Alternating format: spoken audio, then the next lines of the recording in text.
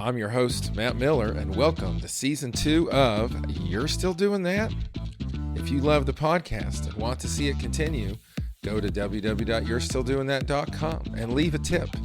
If you have a lifelong passion you'd like to share, come on the show. Go to www.yourstilldoingthat.com and sign up to become a part of the podcast family. Check us out on Facebook, Instagram, and TikTok for fun videos to see what's coming up next. On with the show.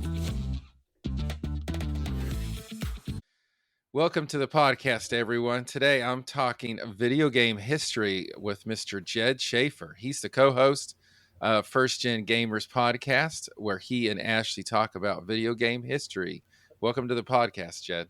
Thank you, Matt. Pleasure to be on. Love talking about video game history and celebrating the crazy history of video games. Yeah, there's quite a lot of it.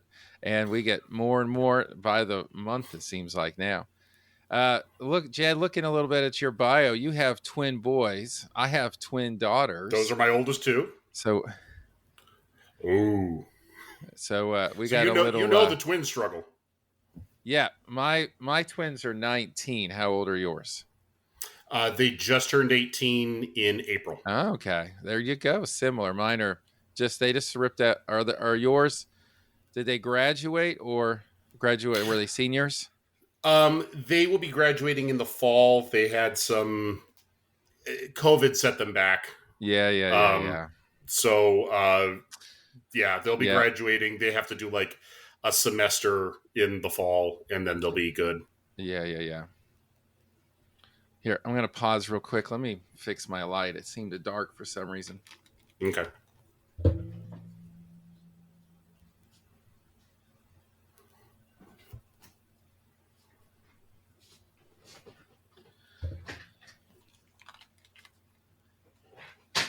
Oh, cheater. There we go. Yeah, I don't know. My light just decided to go dark for a second. I noticed it went dim, and then who knows? It was like a light switch. Yeah. You're right about COVID and affecting students. It wasn't much. I teach elementary music, and but my girls were in high school when it hit, and a lot of their colleagues struggled quite a bit. There was it was weird with how they handled everything. We could have a whole podcast series just on that. Oh yeah, absolutely. That years of discussion. Oh my God. So do your boys play video games? Oh yeah, the whole family is. Both the older boys, my younger boy. My wife is pretty much only games on her phone. Right. But she has played on console games. But yeah, we're every boy in the house is a gamer of different. Yeah, we all have different tastes as well. Yeah, my first twin, my firstborn, she's the gamer. She plays quite a bit, and my son plays quite a bit. But my other daughter, not so much. And then my wife is just on her phone, but she won't touch a console though. But I'll tell you what, she loves, if the game has a good storyline, my wife will just sit and watch whatever somebody's playing. She did that when we were going through Last of Us and just watched, because it was so good with the mix of gameplay and storytelling sort of, all woven together. It was almost like watching a movie the whole time. Yep. I before we rearranged everything and I in the house and I moved all my consoles into an office. They were down in the main living room for the longest time. And sometimes my wife would sit there and she would get engrossed in, a very story heavy video game. And she would even kind of co-pilot, I would get stuck in like a puzzle room or something. Right. She'd go, have you checked out that corner, that ledge over there? It's glowing. All right, backseat driver. Don't tell me what I'm doing. So one thing I like to do is I like to Google my guests and to see what other Jed Shaffers are doing in the world. I don't know if you've ever Googled yourself. I have. See what others. So the first few, there was a documentary filmmaker and a photographer And there is a newly graduated football player from Slippery Rock High School. He's a running back. Oh, all right. And you were number 5 on my Google search.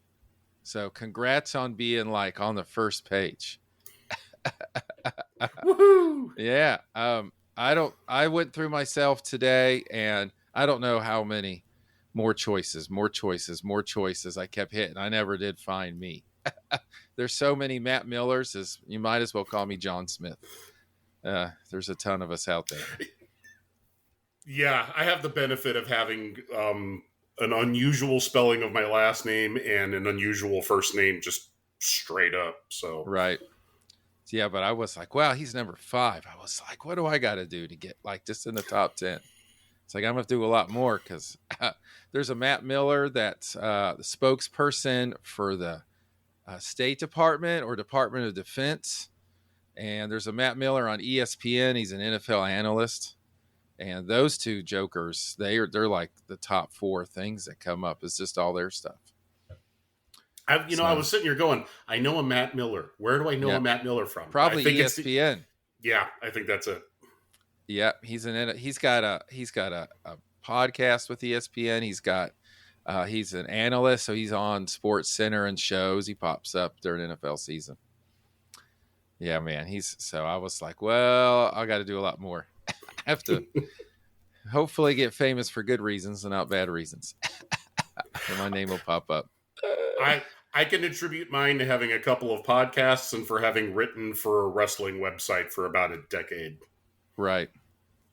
All right, Jed. So I always like to start at the beginning. So where were you born and where did you grow up?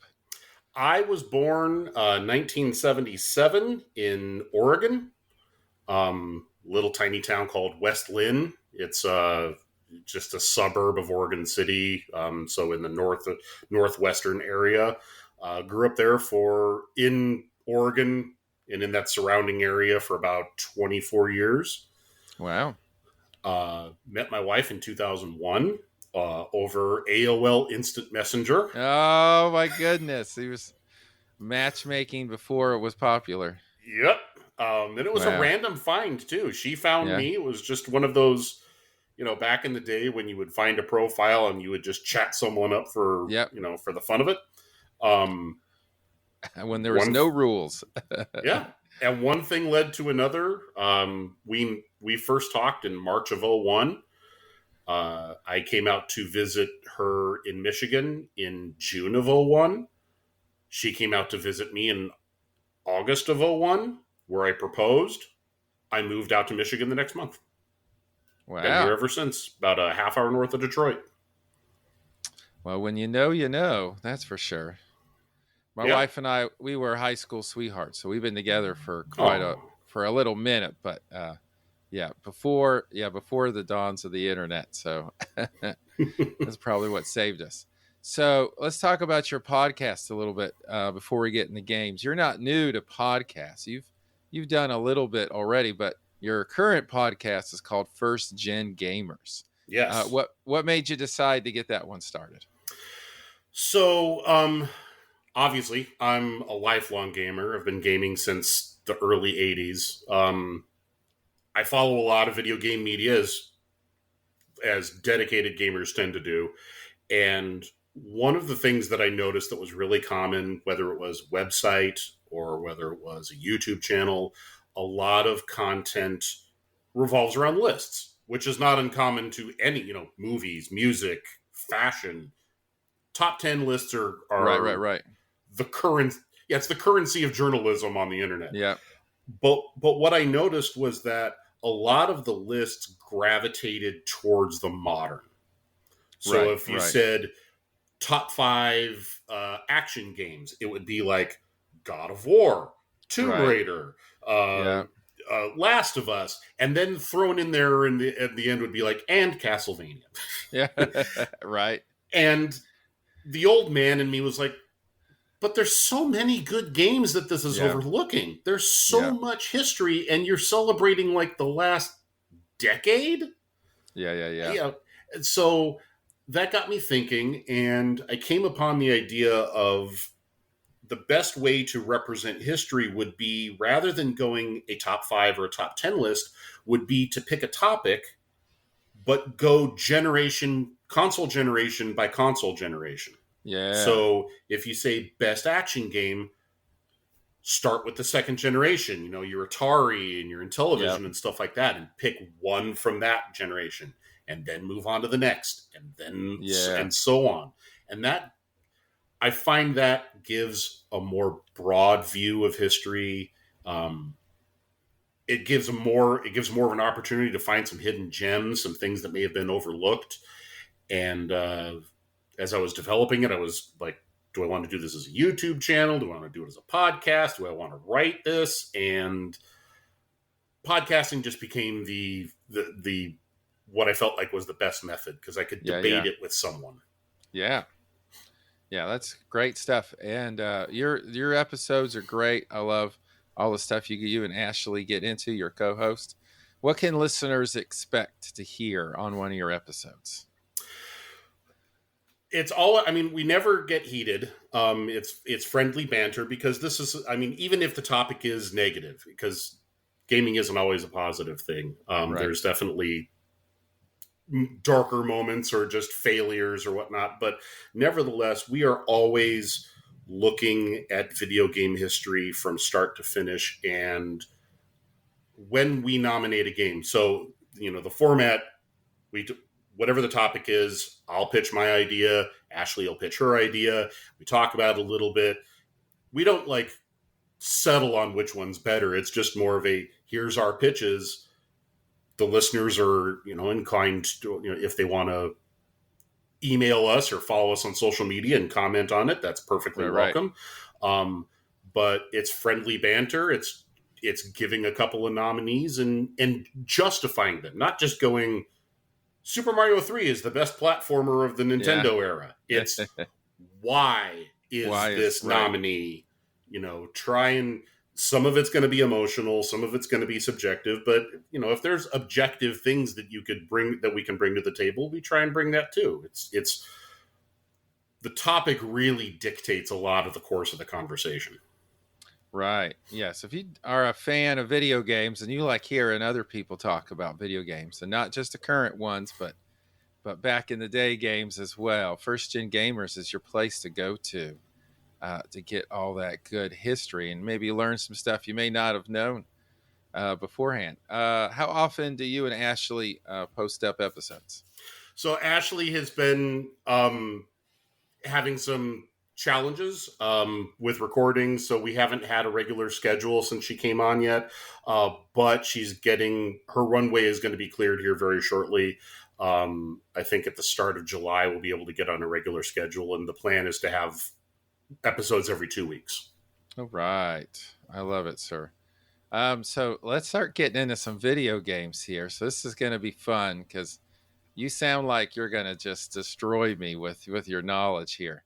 All right, so let's pull our gamer cards out and see how they All right. match up. How old were you when you got your first console, and what was it, and what was your favorite game on it? I was 4 or 5, somewhere around there. First console was the Intellivision. Yep. If you haven't played that console, there are compilations available for all of the major modern consoles. Don't feel bad about not having to use the controller from the Intellivision. It was a monstrosity. Yeah, it was really big. It was ugly. It looked like a phone. It didn't have a D-pad. It had this weird dial that you kind of pressed. A dial you would turn and press, and yeah. Yeah, it's very awkward. Favorite game on the Intellivision? Oh man, I can't even. I'm struggling to think of games from back then. Probably something like Pitfall. Yeah. Mine was an Atari, and I think my brain remembers the 4800. It wasn't the 2600. I think that was the first one. 5200 would be the follow up. Would be the following. Yeah, I had Yep. a second generation Atari, and my favorite on there was Dig Dug, Oh, I loved it. and I think there's a game on there called Burger Time I really like too. Yep. Yeah, and Love you me had some Burger the Time. guy that would have to knock the blocks down and make the patties, and I think there were some bad guys that followed you around you had to avoid or something. Yep. Little pickles and for some reason eggs, like a Yeah, sunny side up egg, and there was an egg that chased you, wasn't it? Yeah, yeah, that was and weird. a hot dog. Yes. All natural things you find on hamburgers. Yeah, but man, I really did love some Dig Dug. I played that a ton, just trying to see how far I could go and get there. All right. So You and yeah, me both. you beat me with the Intellivision. That was one of the that and Atari were the first two that came up. Do you know the name of the very first home console video game system? If we're not counting Pong consoles, because those are kind of those were part of the first gen, but Yeah. that was one game built into a unit. Yes. So Yes. and there was like 100. Everyone made a Pong console. Like Right. Sears made a Pong console. Um, if we're talking one that had interchangeable Yep. games, the first one would be the Magnavox Odyssey. Yes, you got it, sir. I had to. Most of this I was learning as I was researching for us today. I was like, oh, I've never heard of that. I just had to look up pictures and see what it looked like. I've never been able to play one. I've always wanted to. I mean, I know that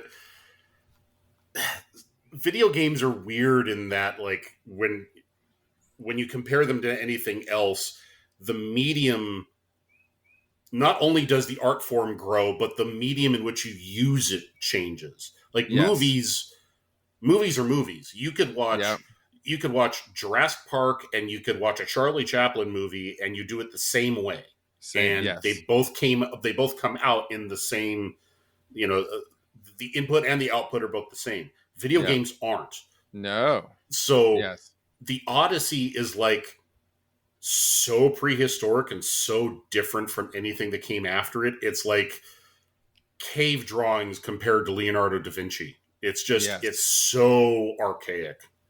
And to have the mechanics that still work to play that game, and then the level of adapters you would need if you wanted to have a real Magnavox as it was meant to be played, and to find that old technology to play it on, that would be a little tough. Oh yeah, you'd need a CRT TV. I don't know that Yeah. there's like I know that for a lot of the more popular retro consoles now, there are homebrew solutions for adapting to like Yeah. HDMI, or there are third-party companies that make like an aftermarket recreation of the Sega Genesis, the Nintendo, stuff like Yeah. that. But no one's doing that for the Odyssey. So it's you either find the original hardware in working Yeah. order with a CRT TV, or you're out of luck. Yeah. No one's.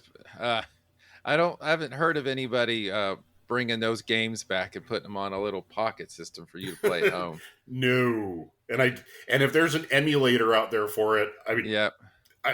I would be surprised. Yeah. Yeah. Yeah. That would be a very niche interest. Yeah.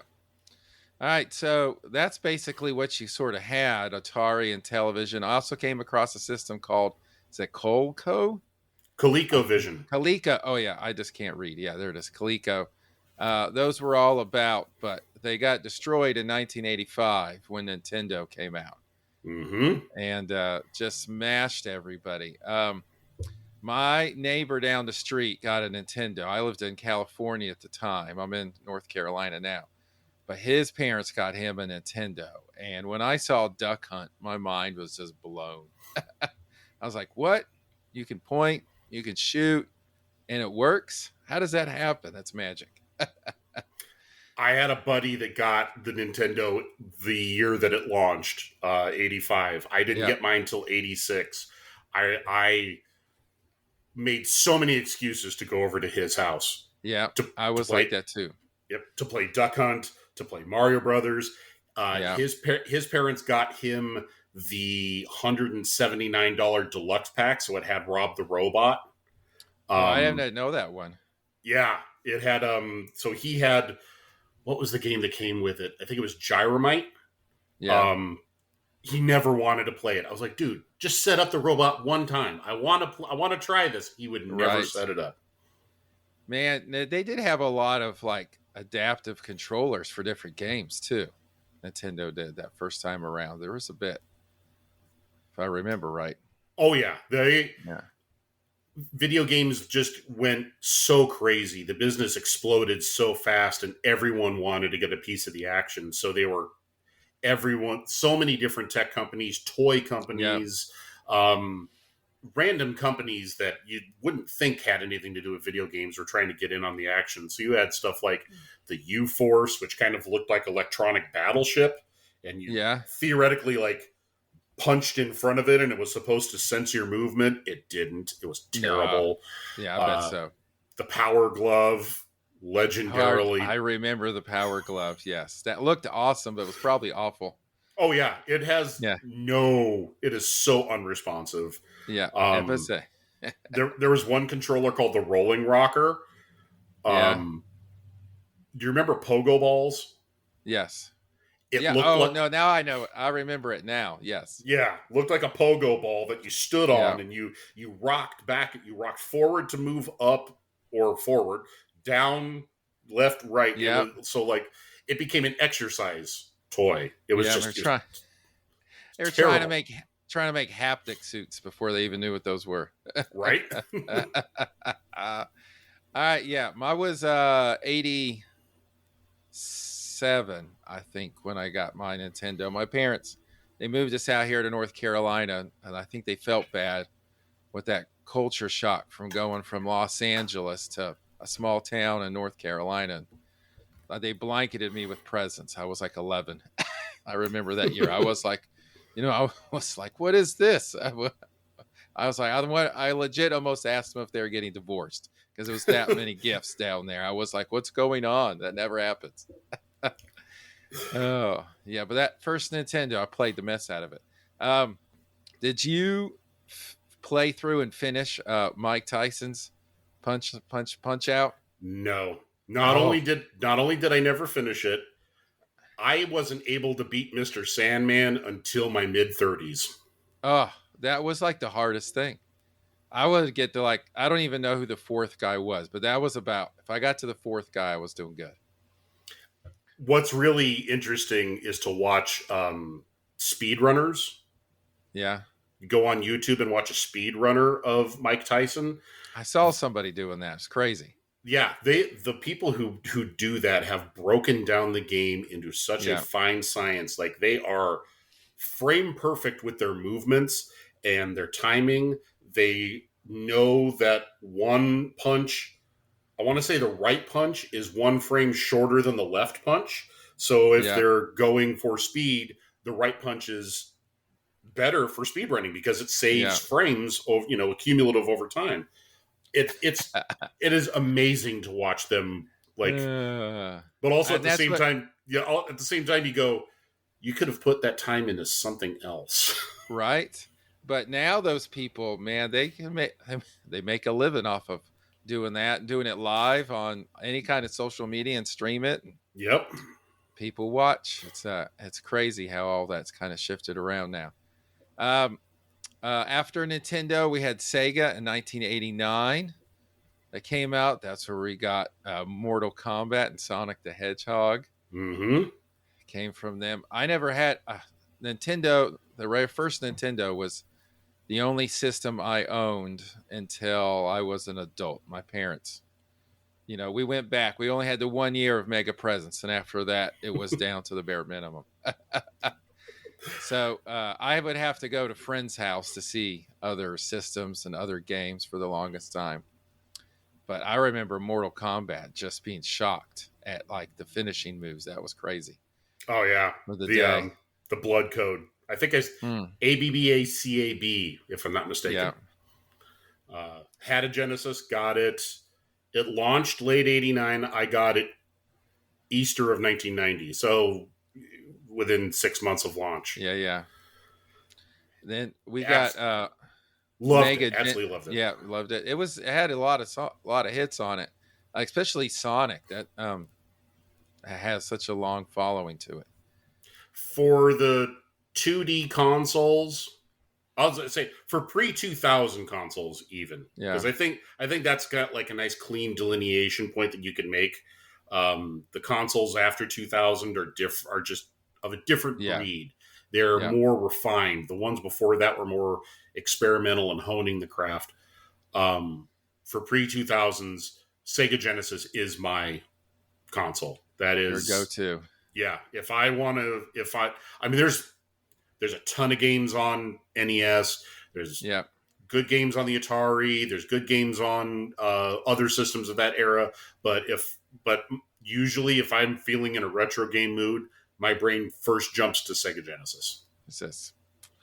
I would worked for a video store in the '90s, and we would rent out game systems for people to take home. And we had a Sega. It was the next level Sega. I'm trying to remember what it was after Genesis. Saturn. Saturn, maybe. Yeah, we had a Saturn that we would rent out. That was pretty popular too. In '93, we got the Mega Genesis. Yeah. Hold on. I'm getting ahead of my list here. I almost forgot. 1990, the Super NES came out, Nintendo new version, and then we all got introduced to Mario Kart. Came on and that one. and hated and got into so many fistfights because of that. Yes, my neighbors got it, and I swear we'd go over there, and it was like fist fights to get a turn to play. Because there was like 6 kids in that family, and I was like, "Come on, man, let me in, let me in." And then Loved it. as you're playing, you get the one kid who's throwing a blue shell. You're like, if you throw one more blue Right? shell. Yeah. Or knock you off right at the end. Oh, Mm-hmm. yeah. There was a lot of fights off of Mario Kart, that's for sure. Mega Genesis in '93, and I don't know much about the Mega Genesis. Did you play one? I'm not familiar with a Mega Genesis. That was in Um, the notes here that I got.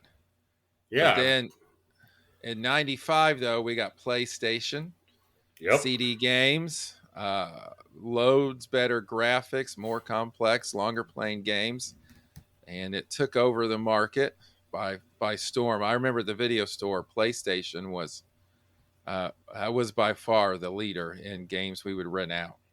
Yep. I started that generation with a Sega Saturn. Um, that market wise speaking, I was definitely backing the wrong horse. The Yeah. Saturn Right. had great games, but it was poorly marketed, poorly supported um, by both Sega and third party. Yeah. I didn't get a PlayStation until '97. Um, but I mean, yeah, it was the Yeah. system. It was me and my buddies all had one. We Yeah. all, if he had a game and I didn't, we would trade sometimes. We would go over to each other's house. I have so many memories tied to that. Like NBA Live '97 was a big game for me and my buddies. Yeah. We would turn off all the rules, no goaltending, no out of bounds. Right. So basically, it was basketball plus Street Fighter. Yeah. um, Love it. and we would just blitz. We'd play as teammates, and we would win like 400-12. That's awesome. Yeah, man. PlayStation just had bonkers number of games to come out with it too. I mean, just it was a slew of games. Yeah, it Uh, is. I mean, there's so many franchises that either got their start there or got yeah. turbocharged. Whether it was Final Fantasy going crazy with Oh, Final Fantasy VII, Metal yes. Gear becoming Metal Gear Solid, Castlevania with Symphony of the Night, becoming pretty much founding the Metroidvania genre. Yes. Like the PlayStation, the original PlayStation is a landmark console. Right. For sure. Nintendo 64 comes out. Not wanting PlayStation to take everything over.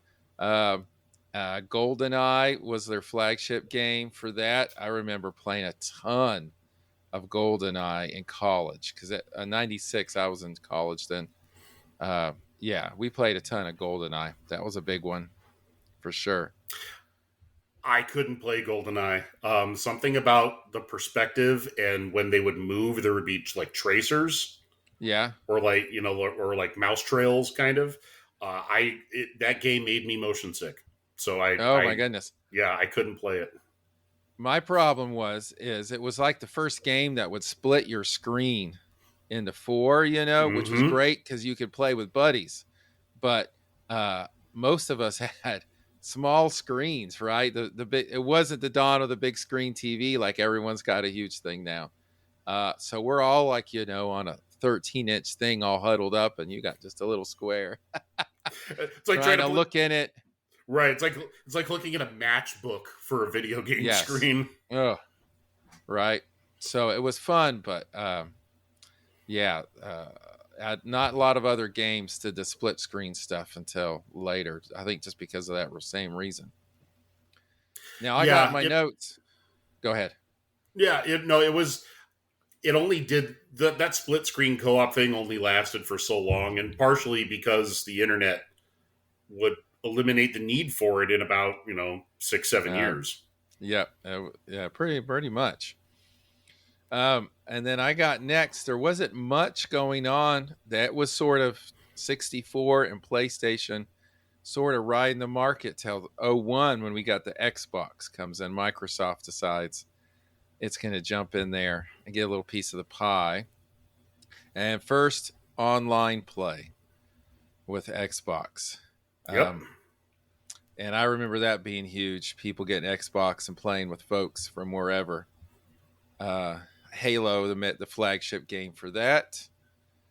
I had an Xbox. It was the first thing one of the first systems I bought as an adult. We had an Xbox, and I didn't play Halo though. I got it because of Rock Band, Hey, and I we love did Rock play Band. everything. Yeah, we did it to play Rock Band.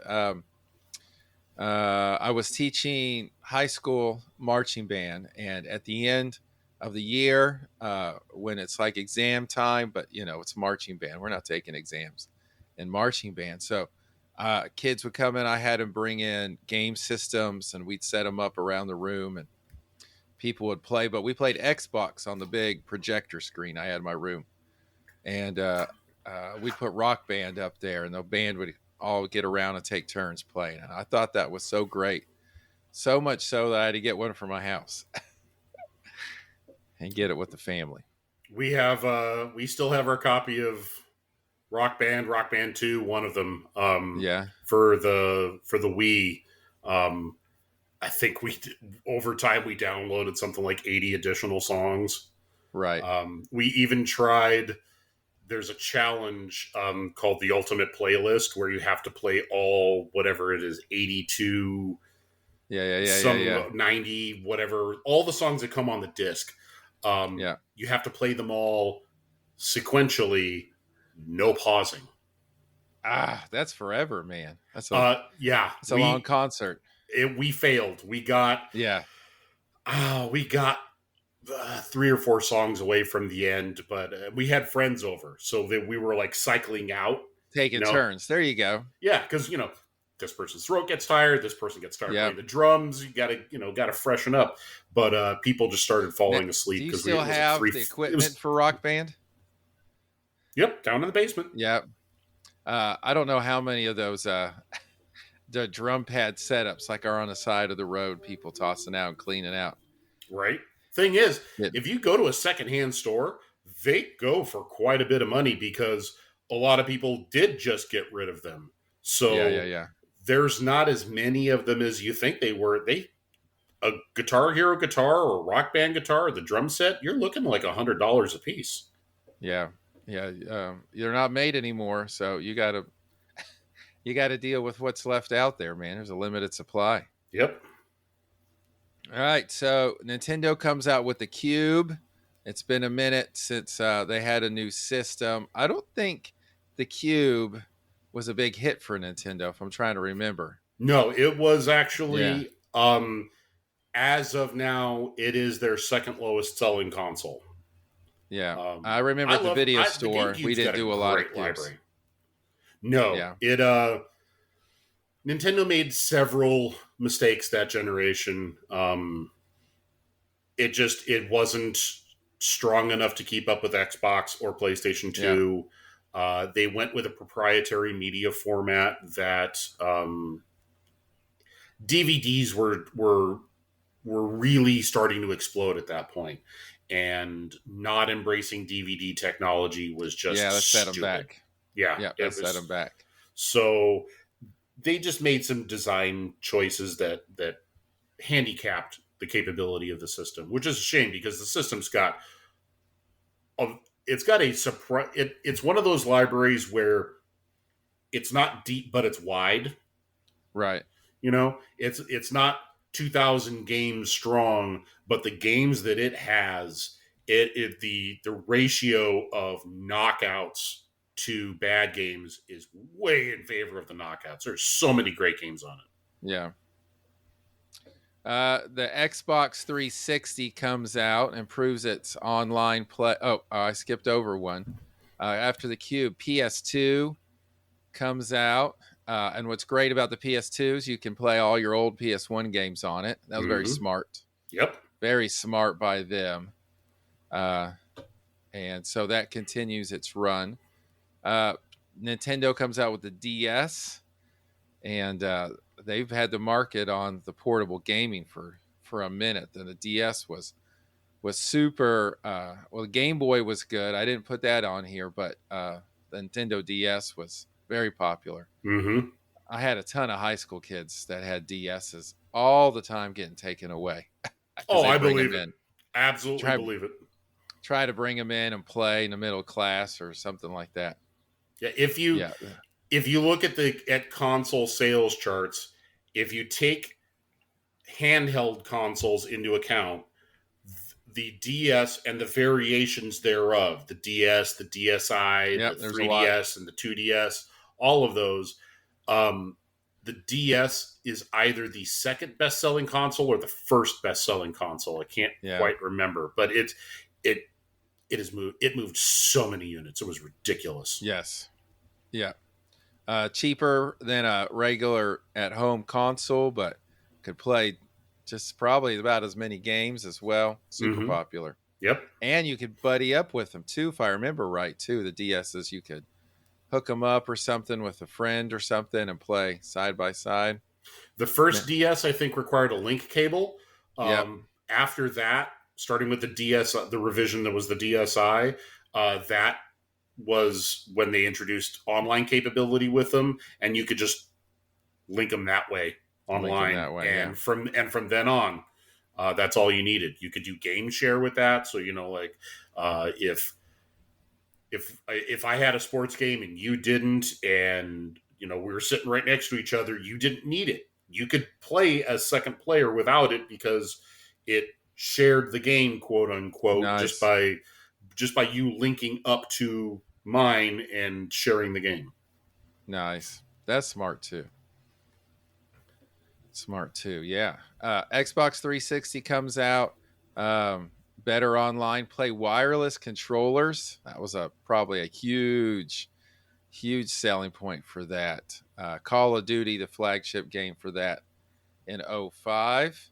I got a story. My neighbor across the street, uh, he, his kids and mine born at the same time. So my girls were over at his house playing with his daughter, and I'm going over there to go walk across the street to go pick him up, and I can hear him playing. He always played Call of Duty, and I could hear him yelling, cussing, screaming, at the TV as he's playing.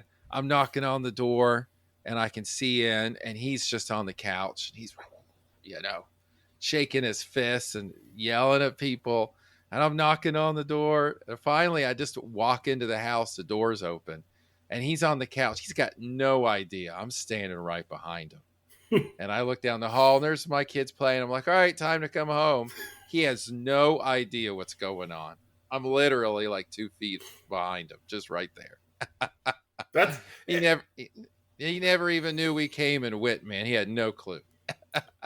Sadly, that's common now. Like I can Yeah, go into my basement and you know, one kid is earphones on, nose in his laptop playing Roblox or yeah, something, and the other one is same thing, but he's playing Rainbow Six or Call of Duty or GTA Online, and it, I could throw a hand grenade down there and they wouldn't, Scarlett yeah, Johansson could walk through there in a bikini and they'd just be yeah. hands on No, controller, not paying attention. no. Yeah, I thought that was like, man, I could have robbed your whole place and you would have never even known. I bet I could have moved furniture and you had no idea. Yep. That was so funny. Uh, um, so after that, Nintendo Wii comes out in '06. We had a Wii at the house. It was probably one of the worst decisions I ever made because Oh, my son became addicted.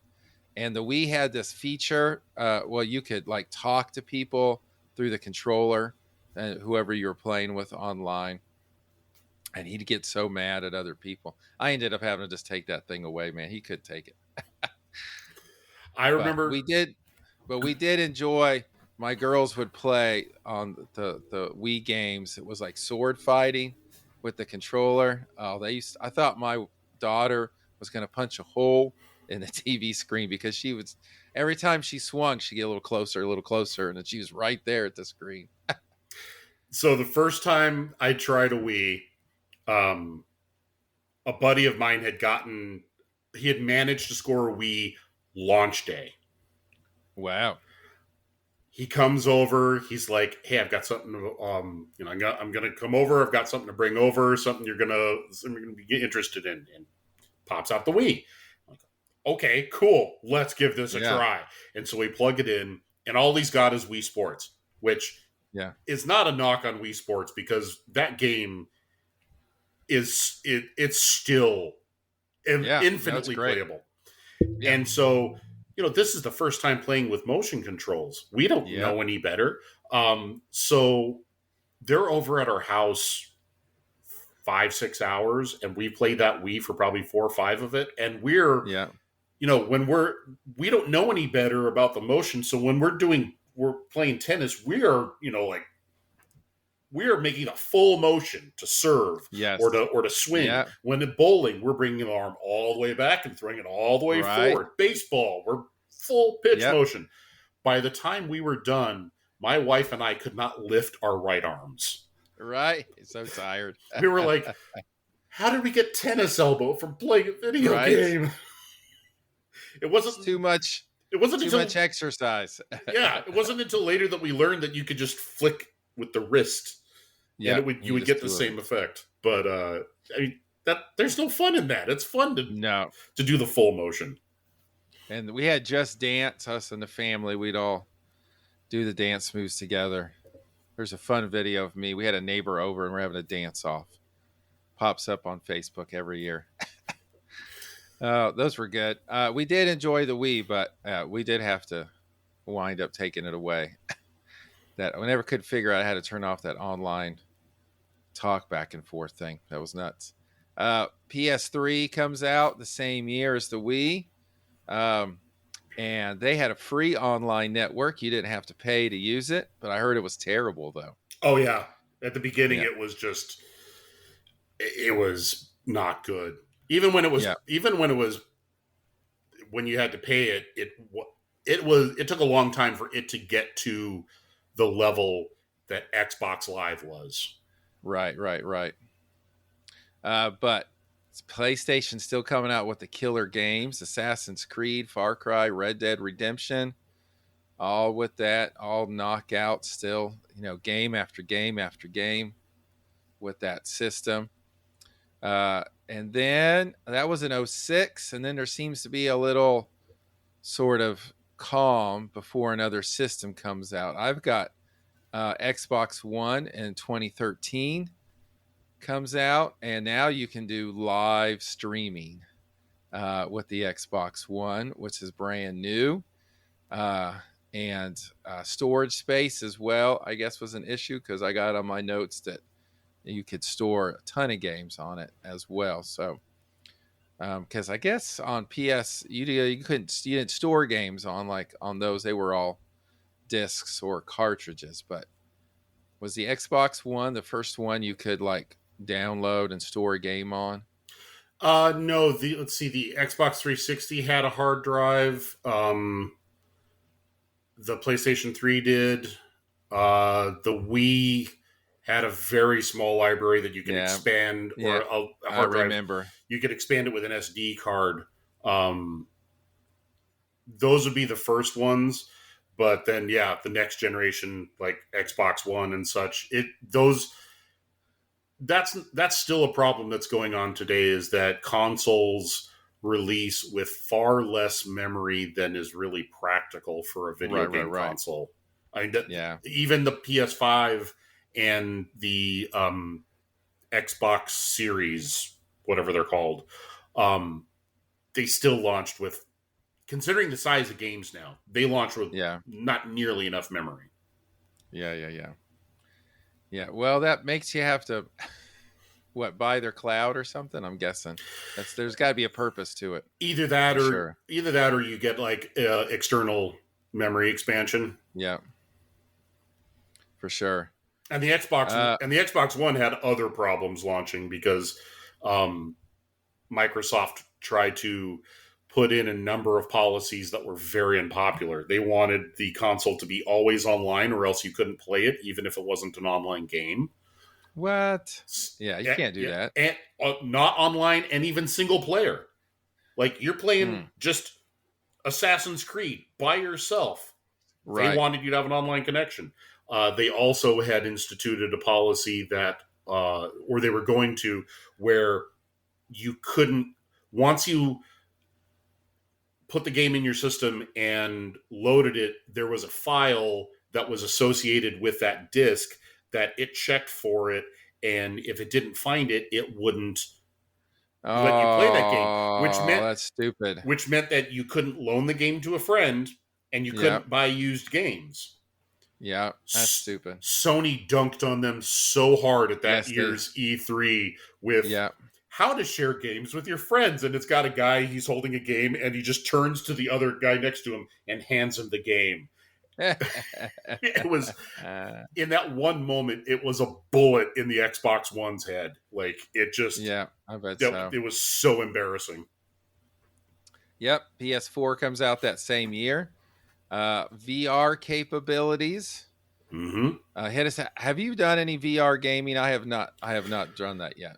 Uh, very, very little. I have a buddy who has not the PSVR. He has the Oculus, I think. Yes, that's the Um, Facebook thing, right? yeah, I tried. Meta. Yeah, yeah, yeah. I tried the Oculus at his house. I'm not really good with first person perspective to begin with. Like, I don't play Doom. I don't play Halo. I don't Right. play Yeah, yeah, yeah. anything first. In Fallout, I play it as in third person mode because Yeah, I always do I, that too. I use pull the camera back. yeah, I just I find first person perspective limiting and a little disorienting. And everything about VR is supposed to be first person, so it's not. Me and VR are just not made for each other. Right, right, right. Yeah, I feel like that's we're gonna get way more of that stuff down the road. That we've just barely scratched the surface of it. Eventually, but it's still kind of niche. Right. Like, Yeah, yeah, yeah. At the moment. yeah, it's still the investment cost of the upfront cost for development is just so cost prohibitive for VR. Right. And it's so difficult to make that money back. I mean, the newest or the last was it the last Grand Theft Auto game had a public or a development budget of $500 million, and Wow. that game was made on the PlayStation 3 and the Xbox Yeah. 360. That's like almost 20 years ago. Imagine what a game like that on VR would cost. It'd be in the billions. Unbelievable. Yeah. It would, the install base for users is just not there to support Yeah.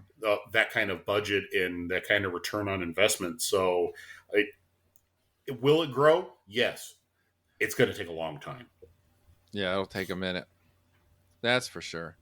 Um, let's see. PS4 comes out.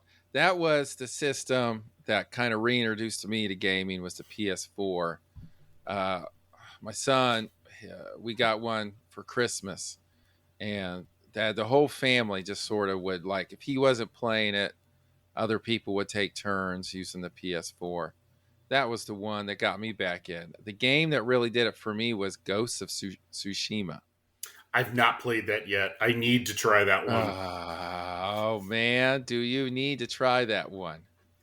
I was a I'm podcast I was listening to, and the guy was, as you were talking about lists before, he was doing his best games for that year that he played. This was his number one, and so I was on, I guess Christmas break from school, and I was like, oh, let's try a game over break, and I got that one. It is spectacular. I just replayed it here recently. Went through the game again. It's great. Really, really good. I've heard nothing but great things about it. I don't Yeah. know. I can't give you a solid reason why it slipped off my radar. Well, Because it I looked, can because there's like a million fun games you want to try to play. that's probably the best Yeah. reason. I mean, right now I've got at least a dozen games that are waiting for me to try. Plus, Yeah. another, and that's just on the. I have three different consoles. That's just on Yeah. one. That's not including games on the Switch. I've still got unplayed games on the PlayStation 3. So, Yeah. um, there's just only so much time in the day. Yeah.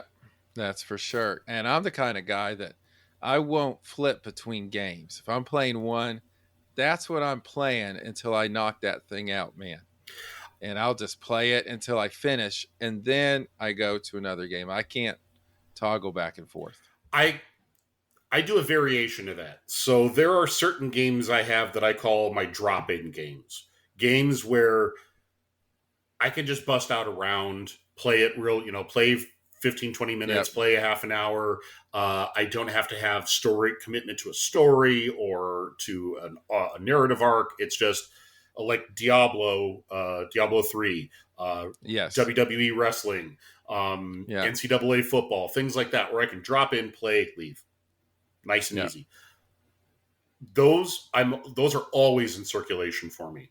But as far as a narrative game, I'm with you. One at a time.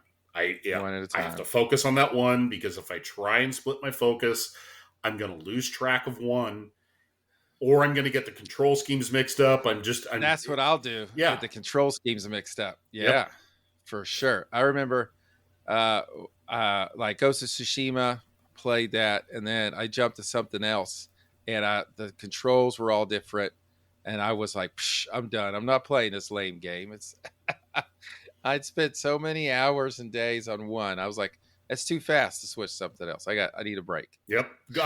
On the PS5, so they released God of War Ragnarok. That was one of the launch Yep. titles, which was one of my most anticipated games. That was one of the big reasons I wanted a 5. So I played it. There was a first game I had because it came with my system. First Yep. thing I played, beat it, set it, and then I was done. So I started moving on something else. Played Ratchet and Clank, and then something else. And then Sony goes, "Oh yeah, we're releasing DLC for Ragnarok. It's we're going to have this new part of it that's a roguelike. So now it's constantly resetting levels, but there's a whole new extra narrative chapter." I'm like, "Great. I've got to go back and relearn the control Yes. scheme because I'm 3 games down the road now. I can't remember how to Right. play." Right. Yeah. Yeah. I agree, man. I definitely agree. Um, let's see. So after PS4, Xbox answers back in 16 with the One S, and you include streaming and 4K abilities. PS4 says, hold my beer. We can do the same thing. Release the same system, but all that same stuff. It's probably cheaper not to have to reinvent the whole wheel. Just make your wheel better. Yeah, that's really all it was. Yeah. Yeah, nothing new, nothing new. But in 17, Xbox One X uh, upgrades even more and their processing abilities, but still kind of the same thing, just making it better and better and better. But then we get the Nintendo Switch. And that was one system that we did get in the house. My kids were super excited about getting a Switch. And I was like, what do you want like a portable device for? And I was like, don't you want something you can like play on the TV? Oh, you can do that too, Daddy. I was like, what? You can carry it around or play it on the TV? And so we got one and we played Legend of Zelda Breath of the Wild, and I was sold, man. The Switch is probably the biggest moment I have as a gamer where I stuck my foot in my mouth all the way up to my head. I remember when that thing got when it got announced and they went over the details of it and how it would work, how you could plug it into the little cradle and boom, Yeah. it's on the TV. You could take it out of the cradle, boom, it's in your hand. You could and Yeah. seamless transition. And I looked at it and went, "Who'd want that? Right. What market are they trying? What non-existent market are they trying to hit? This makes no sense." Oh well, it's only like the second best selling home console of all time. Yep. I guess they found their Right. market, and I'm one of them. I ended up getting one, and yeah, that being able to play on the go. Like I had an Yep. appointment earlier today. I took it with sitting in the waiting Yep. room, sitting in the car, get in a quick round of Super Mario Wonder. It it's Nintendo has finally figured out, and especially with the Switch, it is much better. Look, let Xbox and PlayStation slug it out for the hardcore gamer, heavy air Right. quotes. Let them slug it out on that battlefield. Let them go, oh, we've got this much horsepower. Oh, we've got da da da da. And Nintendo can go, look, we've got this game system that fits into your life in this way and offers games you won't get anywhere else. What do you think of that? We may not be the Yep. strongest, but we've got the best curated experience and we've got characters that you grew up with. What Yes. do you want that? And people and everyone just goes, yeah, cool, gimme. Oh, Yep. it's brilliant. It is an absolutely brilliant marketing strategy. Yeah. Yeah. We definitely got one here at the house, and everybody was playing stuff on it. And my daughter, there's something else that's coming out for the Switch that she was excited to get, but I don't remember what game it was. I'll have to ask her about that There's all I because mean right now, there's all sorts of stuff coming up for it now. Even though the Switch 2 is supposedly coming out next year, um, Nintendo just had a Nintendo Direct, which is like their periodic press conference of look what the games that are coming out. yeah, And they announced a new Mario RPG game. They announced a new Legend of Zelda game where you play as Zelda for the first time. I think that was it. I think it was the Zelda game that she's a big Zelda fan. It looks so charming. Like I'm not a huge Yeah, Zelda fan. I like a couple of the old games, but I'm not a big Zelda fan. But this one looks so interesting. They announced a new Metroid game. They went out. They were like, this may be the final year, but we're going out guns blazing. right, right, right, right. The second Zelda game, my daughter really liked it. I had a hard time getting into it. It was too puzzle oriented for me. It was too much how to figure out how to go here and take this and move that and make these and get all these little puzzles to go. I was like, I just want more bashing heads in, man. You're talking about Tears of the Kingdom. Yeah, Tears of the Kingdom. Yeah, Yeah, my problem. I'm not. This is not knocking the quality of either game because both games are amazingly crafted. The yeah, imagination and the freedom that those games allow you is mind-boggling. Like those are the those when someone says open world genre, yeah, that game, those two games really do capture the idea of an open world, because you can do Yes, they do. anything in any order at any time, no matter what. Yeah. That's my problem. I need Structure. I need structure. I need a Yeah. storyline. I need to know you go to point A, then point B, then point C. The story progresses thus. I can't do open world. It just, there's the freedom Yeah. is too much. I end up wandering. So, Yeah. yeah. Yeah. If you got a good bit of ADD, the open world games are going to take you twice as long. Yeah, it's the same reason I couldn't get into Skyrim. I haven't even bothered with Witcher 3. I haven't bothered with Grand Theft Auto 5 because it's too much. Just, Too open. yeah, just give me a narrative to follow. Yeah. That's what I liked about Last of Us on PS4. It felt open world, but it wasn't. You had a path. You weren't going to get lost. You weren't going to wander too much. So I really appreciate it. Felt like open world, but it wasn't though. You had an area to wander in. Yeah, I think the like, if there's a little openness, I don't mind it. Like the Spider-Man game. I haven't played the sequel yet. Yeah, But Spider-Man and Spider-Man Miles Morales are just open yeah, enough where you feel the openness makes you feel like you're in a real location, yes, but it isn't so much that I need to look at every building and I need to do, I need to go everywhere. It's right, there's still a story that you follow, and the side missions are yeah, elective. You don't feel like you have to do them, but you can if you want.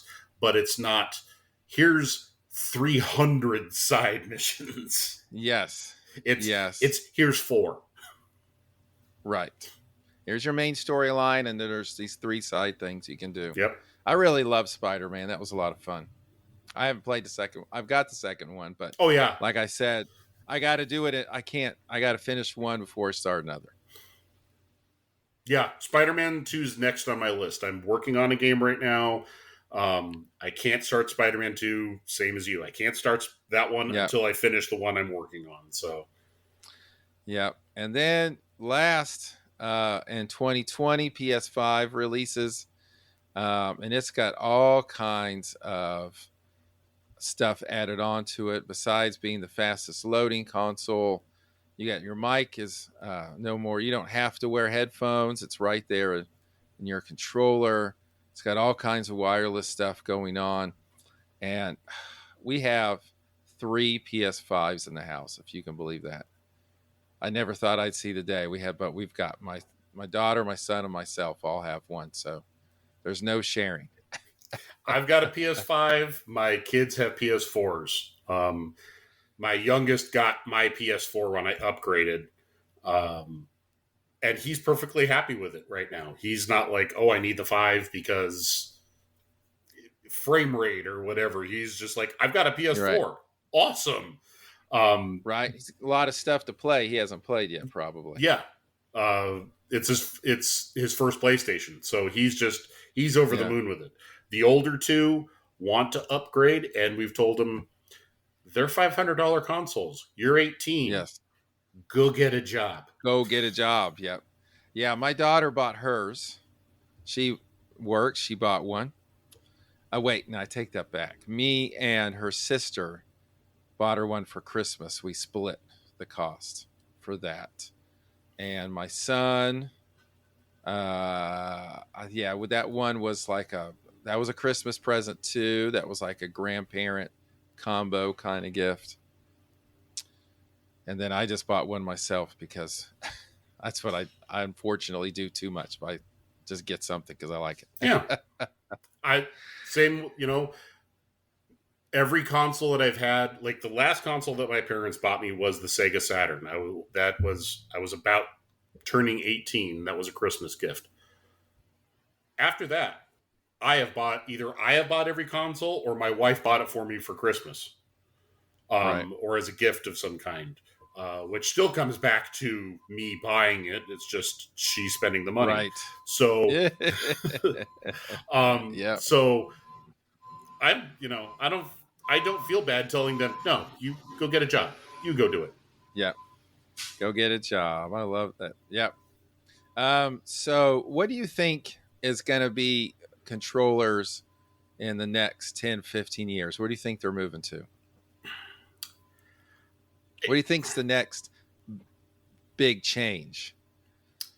I th- uh, I think the next big change. Okay, so let's partition Nintendo off because Okay. Nintendo is um, the quirky kid, Yes. and I have no idea what they're doing. Nintendo, I love that fact. Nintendo is always full of surprises. I don't know what the Switch 2 will do. I'm I'm very curious to see. But as far as the other two, and PC gaming to an extent, but I'm a console person, so I think that is more headed in a direction that I really don't want it to, which is more embracing cloud gaming. Yeah. I really don't like that idea. Um, I like ownership. I like saying my I can't say $50 anymore. No game's $50. No. My $70 equals this copy of whatever. That's mine. Right. Now I don't.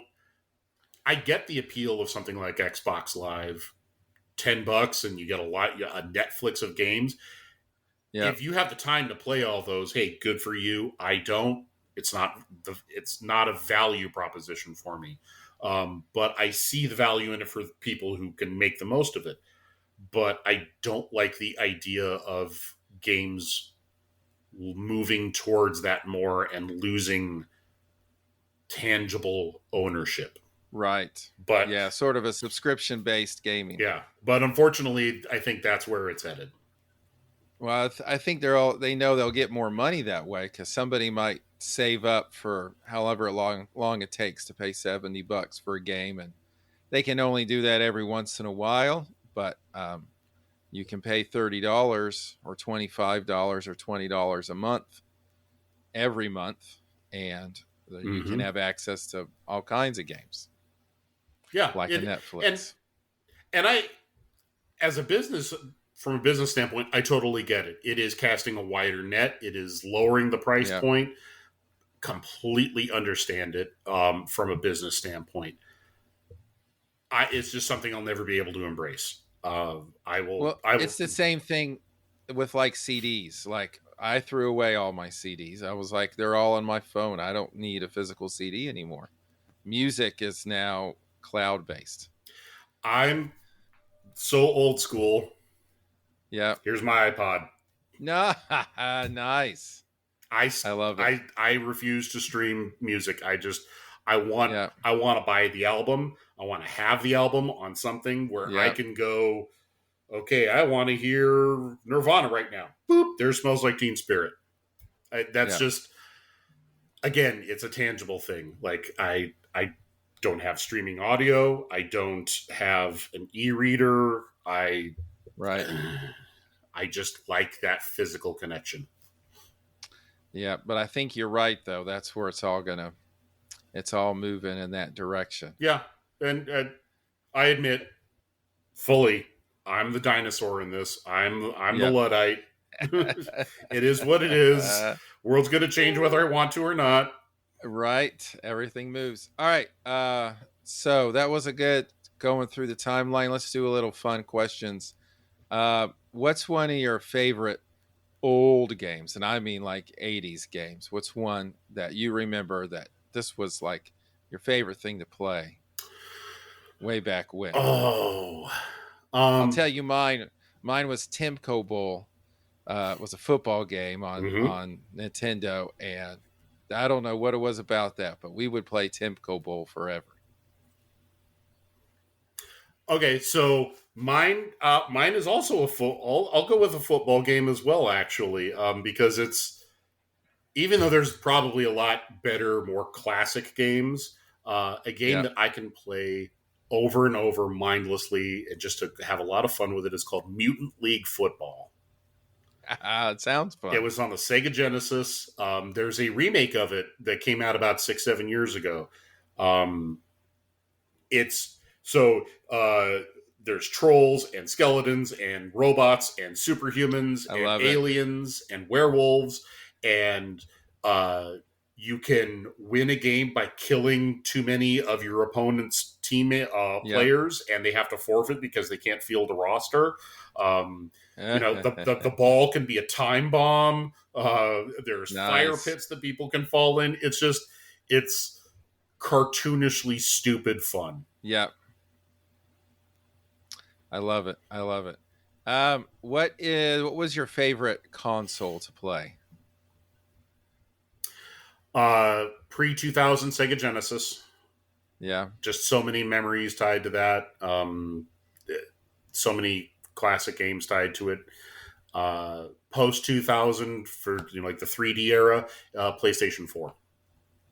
Yeah. The 4 definitely has like a monster amount of content to go with it. That's for sure. Mm-hmm. Just a ton of mess. What's a popular game that you hated? Oh, Like everybody loved it, but you're like, no, oh, that's not me. okay. Getting out the flame shield. um, Final Fantasy VII.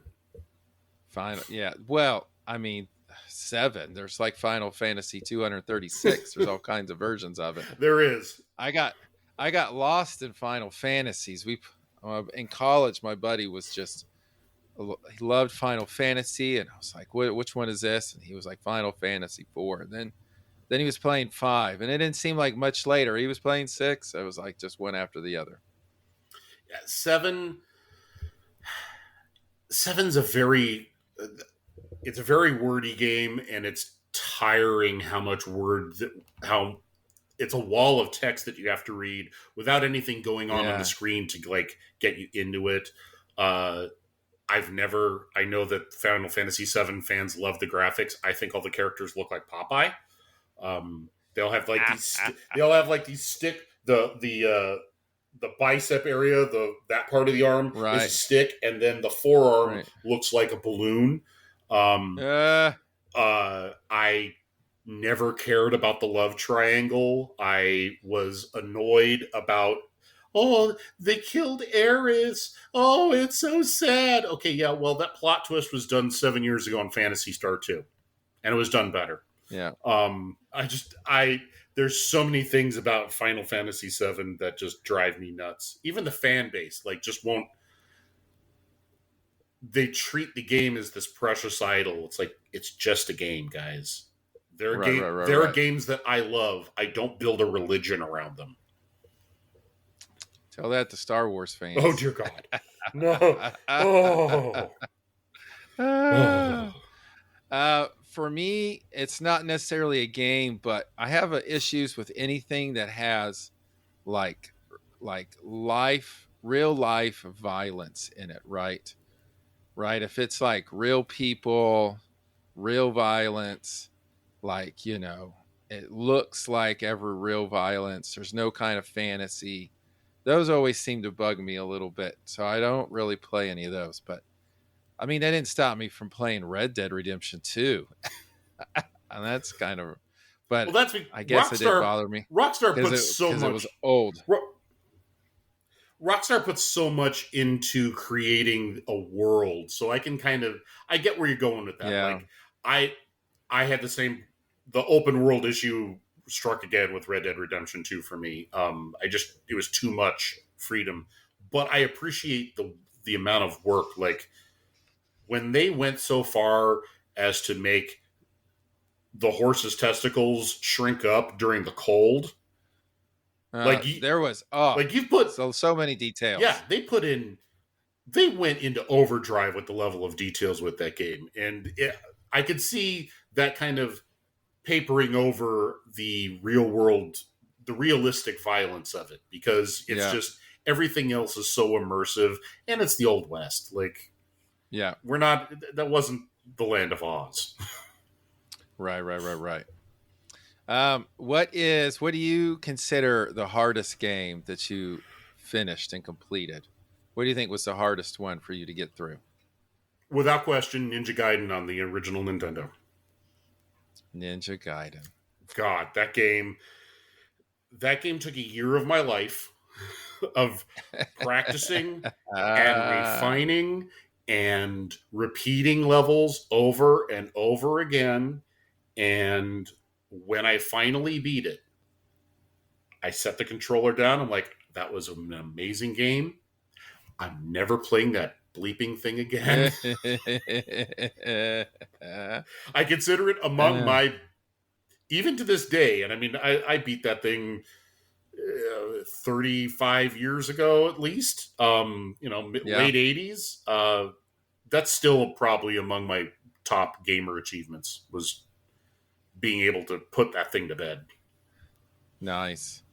Um, have you ever completed a game to 100%? Like you did everything you could possibly do in that game, all the side quests, everything. Yeah, a few times. Yeah, Assassin's Creed 2 was one of them. Um, Marvel Spider-Man. Uh, that was a lot of stuff. Yeah, yeah. Normally I don't 100% things, but especially with the advent of the last few consoles and the trophies or achievements that they, where you can mark things off and you can go, hey, all yeah, I've got to do is that. I got so close with Spider-Man and Assassin's Creed to the platinum trophies. I'm like, okay, I got it. yeah. I just want Yeah, those. if it just takes this one stupid little task of collecting the, what was it in Assassin's Creed? There was like 100 feathers sprinkled around the town that you had to find. It was like, okay, Ugh, it's like, okay, this is the dumbest thing on earth, but I will download a map and I will find yeah. all the feathers if that's what it takes to get the platinum. And I did. Or Um, Spider Man taking all the pictures, the yep, tourist pictures and things like that. yep. Yeah, yeah. Hmm. Yeah, I was like, all right, I'm not going to bother finding all these pictures. I was By the time again. It was I'd gotten to the end of that game, I was like, I'm not going to worry about those last 10 pictures. again. It was the platinum. It was like Yeah, I have so very few platinum trophies. I was like, I want that platinum trophy. I'm one trophy away from getting it. I'm again, download the list. Okay, I've got it. yeah, I've yeah, got to go to the Chrysler building. Okay, go to the Chrysler building. Take the stupid picture. Yay, I got the trophy. yeah, yeah. Um, what is a game that most people disliked, but you really liked? So, funny enough, we did an episode 2 episodes ago, was a split topic. It was a game you love that everyone hates and a game you hate that everyone loves. So Right. I will pick one of the games from that episode, and it's from the PlayStation 2. It's Playboy the Mansion. And I do not like it for the obvious. Um, Believe it or not, this game is actually a fairly deep business simulator. Yeah. You have to build up the mansion, improve its furnishings, improve its staff, and at the same time, you have to start the magazine and you have to build up the magazine, which means you have to hire staff for it. You have to hire, which is like photojournalists and reporters. You have to set the advertising rates. You have to decide how much of the magazine will be advertising versus content, what the subscription price is, the rack price is. You have to schmooze with celebrities to get them to appear in the magazine for interviews. So there's Right. also a social aspect of it. It is bizarrely deep and Wow. strangely addictive. There is also the component of taking pictures of topless women.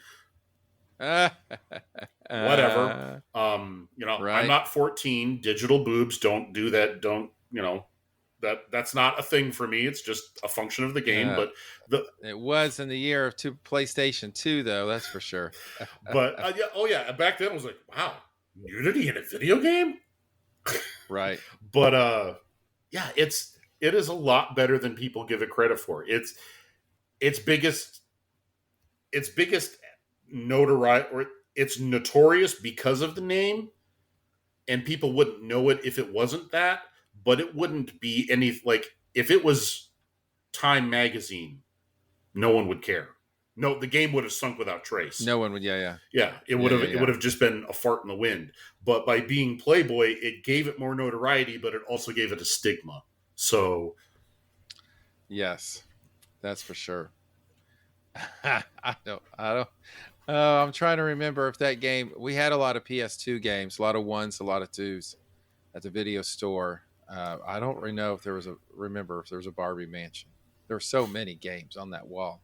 So I remember. I'll have to. That's funny. What is the video game world you're living in right now? What game has got your attention? so Death's Door is the game I'm playing right now. It is an indie game. It's very much like the top-down Zelda game. So the original Zelda Yeah, Link to the yeah, Past. Uh, you play as a crow, like a bird, right. and in this world, crows are reapers. Like they work for death and they collect souls. And in this world, something has gone wrong with the doors that go between the world of the living and the world of the dead, and souls aren't getting through. And the chief door is locked, and the guy who the entity who controls it doesn't really seem to care. So you are now tasked with finding these what are they called? Giant souls, I think they're called. Which means going to find these dungeons and beating these massive bosses, all as a little crow, a little sword wielding crow. Wow. Plays like a Zelda game quite a lot. So there's that whole aspect of go to a dungeon. Dungeon has puzzles that require this item. You find this item in this dungeon, which allows you to unlock puzzles and then allows you to solve puzzles in the real world. Next dungeon, same thing. So, Gotcha. um, cute little game. Very, Yeah. it's not a long game. It's like 10-hour game tops, but it's just it's cute. It's fun. It's funny playing as a crow. Yeah. Yeah. I am currently doing the Harry Potter Legacy on PS5. You would hate it. It's very open world. I find my ADD kicking in. It's like, all right, I'm supposed to go here and do this, but then as I'm flying through the world, it's like, oh look, there's this over there, and there's that over there, and I'm like, and then I'm like, oh my god, I was never doing the first thing I was intended to do in the first Yep. place. Getting distracted. I was like, oh, stay on task, Matt. Stay on task. God bless games that have quest logs, because if it wasn't for that, Right? I'd never get back to the main line. At least I can just hit a button and see, okay, where am I supposed to go again? Okay, I got it. And what I like about Harry Potter is if you're on a quest, they show you how to get there. Right? You don't just wander aimlessly trying to figure out something. So That's that helpful. one's good. If I had to make my own way with no kind of like guide on how to maneuver, dude, I'd be wandering forever. Oh yeah, So it is helpful. I'm with you there. All right, Jed, we're getting to the end of this thing. I asked the same 6 questions to each guest when they come on. So just rapid fire right off the top of your head Okay. to shoot out your answer. What is your favorite smell? Vanilla. What's your favorite sandwich? Ooh. I've really started to like Reubens lately. So Reuben. Yeah, Reuben. I haven't had a Reuben in a long time. What's your favorite kind of drink? Lemonade. Especially here in the summertime, Yep. lemonade is a good. You can't go wrong with a good lemonade. Especially like Uh, cherry lemonade. Like the blend of flavors. yeah, I'm good with cherry anything, man. But yeah, lemonade, that's great. What does a dream vacation look like for you? Ooh. Ireland. I've always wanted to go to Oh, that's Ireland. good. I bet it's not as hot in Ireland as it is right now. God, I hope not. That's cooler. Uh, uh, who's the most famous person you've ever met? Mario Andretti. Oh, that's a good one. That's a good one. Um, What is a memory that you're never going to forget? Like, besides your kids being born and all that stuff, everybody says their kids being born. But what's a memory that you've had that you're never going to forget? Um, moving across the country. Yeah. We did that too when I was 11, moving cross country. I did that the week of September 11th. Oh, no. Kicked off on September 10th. Stayed across Wow. the street from the Boise airport that night. Woke up going, this is the quietest airport. What is going Right? on? Flick on the TV. We're like, oh, oh. You ain't flying today. We weren't flying anyway. We were driving, but it was just the sudden shock of that's why the planes aren't going anywhere. Right. That's why it's quiet. No one's there. Okay, well, we got to get on the road. Yep. Yeah. That would be eerie. That's for sure, man. Jed, it's been fun having you on the show, man. I've enjoyed our video game talk. You are a plethora of knowledge, sir. You've got mounds of it to give. Thank you. It has been fun as well. I love talking video games. I mean, obviously, because otherwise I wouldn't have a podcast about it.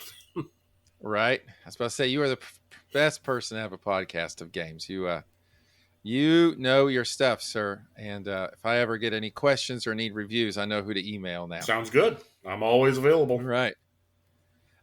Folks, be sure to check out Jed's podcast, First Gen Gamers. I'm sure you can find it anywhere where there's a podcast.